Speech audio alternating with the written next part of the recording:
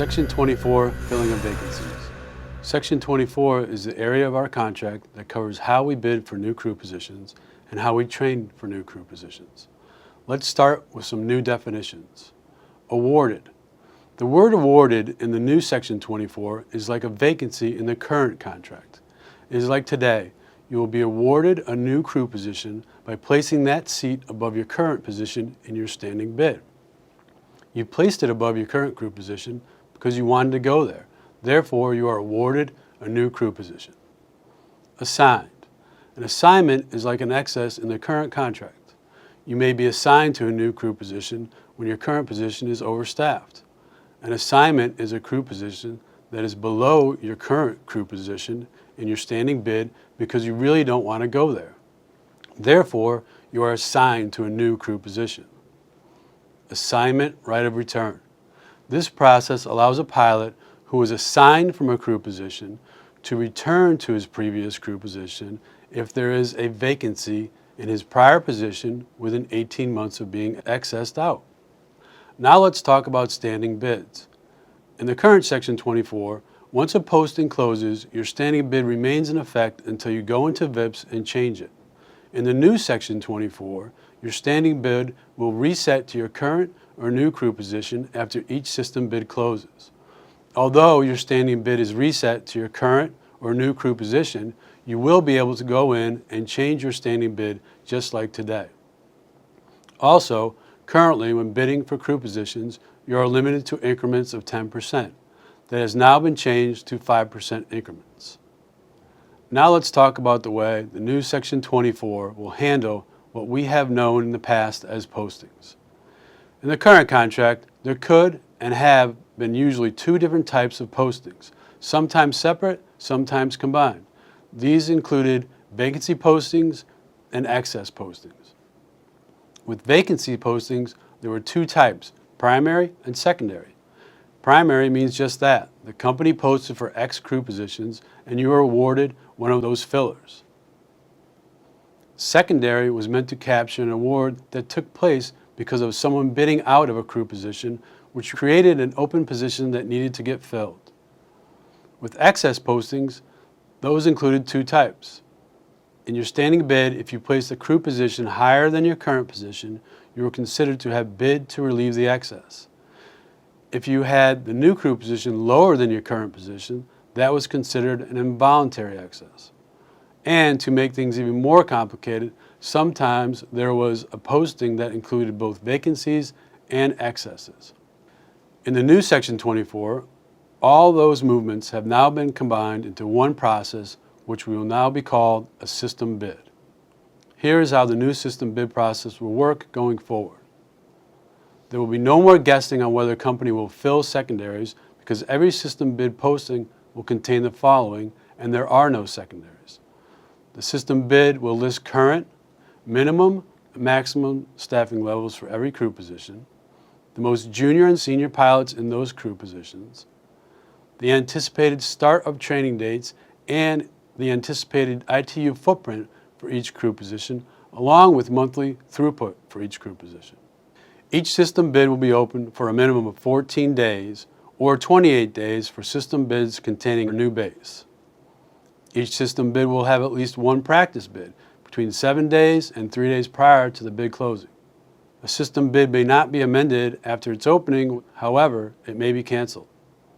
A system bid must close or be canceled prior to the opening of another system bid. The effective date of all awards and/or assignments shall be the closing of the system bid. Within 10 days, the company shall publish via FCIF the awards and/or assignments of all pilots receiving a new crew position, designation of any assignment right of return awards, and anticipated start dates and throughput for each crew position. No pilot shall be assigned an FDA crew position unless he lists it on his standing bid. An FDA pilot who has not met his commitment period will now be given a notional award and will be given a training date after his commitment period. The training date will be no later than 60 days beyond his commitment period. That date cannot be changed without the pilot's consent. A notional award is an award on paper only, given to a pilot as a placeholder to allow him the ability to hold a crew position without taking a training slot from a pilot available to train. An FTA pilot may be assigned, which was the old excess, out of an FTA. An assigned FTA pilot may elect to delay his required training until the fulfillment of his commitment period. If he elects to delay his required training, he will be given a training date within the same 60-day window as the FTA pilot with an award, just as we discussed. System bids will be trained to completion for each crew position prior to any training for that crew position of a later system bid.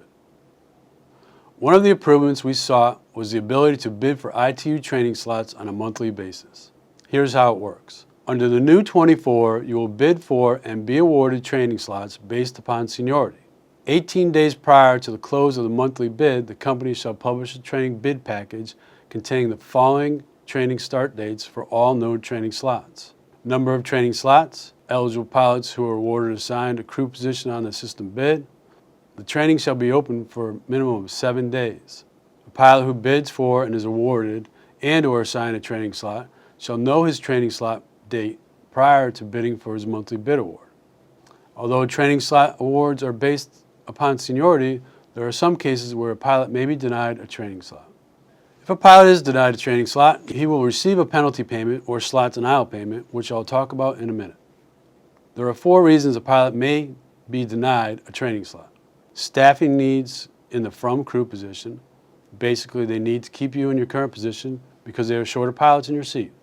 Or the desired syllabus for a given training slot does not match the pilot's minimum required training type. Or the company needs to train new hires, or for regulated age considerations. Let's walk through what happens in the case of a training slot denial due to regulated age considerations.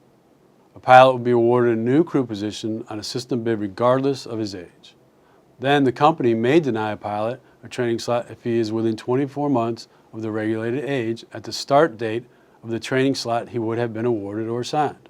A denied pilot shall begin to receive a slot denial payment based on the crew position training slot he was denied. So how do slot denial payments work? Well, because we now have the ability to bid on training slots, we replaced pass-over pay with slot denial payments. The current pass-over pay system will remain in effect until the new system bid is implemented. After that, if you are receiving pass-over pay, it will still continue and will only stop when you hit one of the old triggers or activate it in a new crew position. If you're on FEP, you'll have the opportunity to opt out without any further obligation to protect or repay, or continue on FEP and those specific triggers. A pilot may only be denied a training slot based on the 4 reasons described earlier. If a pilot is denied a training slot based on one of these reasons, he shall receive an SDP based on his current crew position and his awarded crew position as follows. Let's run through a few examples. You're a 777 first officer and you were awarded 777 captain. You are denied a training slot for the next training bid month. In this case, you would receive a payment of $6,500. For this example, you will continue to receive a slot denial payment as long as you continue to bid on the published training slots each month and you are denied a training slot each month. Here's another example of how you can be awarded an SDP. You are a 777 first officer and you were awarded 767 first officer, which is considered to be a lateral bid. If you are denied a training slot for the next training bid month, you will receive a payment of $750. Again, you will continue to receive the lateral training slot denial payment if you continue to bid on a training slot in future months and you keep getting denied. Also, another way a pilot can receive a SDP is you are denied your first choice of training slots in a given bid period but are awarded another training slot that you bid for that month. So for example, you wanted to go to training in the first week of the bid month and you were denied that week and awarded your second choice that started the second week of the month. You would receive a one-time payment of $750. If a pilot is denied a training slot, that slot shall go to the next most senior pilot who bid it. If there are no remaining junior pilots, that slot shall go unfilled. Unfilled slots may be assigned in inverse seniority order, beginning with the most junior eligible pilot, including new hires. If a pilot is inversely assigned to a training slot as a result of a more junior pilot being skipped over, he will receive an inverse SDP. For example, you are the second most junior pilot on the training list. the company skips the most junior pilot on the list and inverses you into a training date. In this case, you would receive a one-time payment of $2,250. Separately from the training bid, the company shall conduct a single bid for base transfer activation dates. This is like the lateral base transfers of today. Pilots shall bid in seniority order for their base transfer dates. Any unfilled base transfer activation slots may be filled in inverse seniority order. For a pilot returning from a pay-only 6 status, training slots or BTA dates shall be determined as follows. If your crew position from that system bid award has been trained to completion, the company shall assign training which must start within 60 days of the pilot's return. If your crew position has not trained to completion, your training date will be determined based upon the required type training in your current crew position. The current down lateral bid freezes and restrictions have been replaced with a new set of down lateral bid award restrictions. Unless waived by the VP of Flight Ops, a pilot shall not receive a crew position award based on a down lateral bid unless he has been in his current seat for 24 months if this is his first down lateral bid, or 36 months if it is second or third down lateral bid, or 60 months if this is his fourth or subsequent down lateral bid.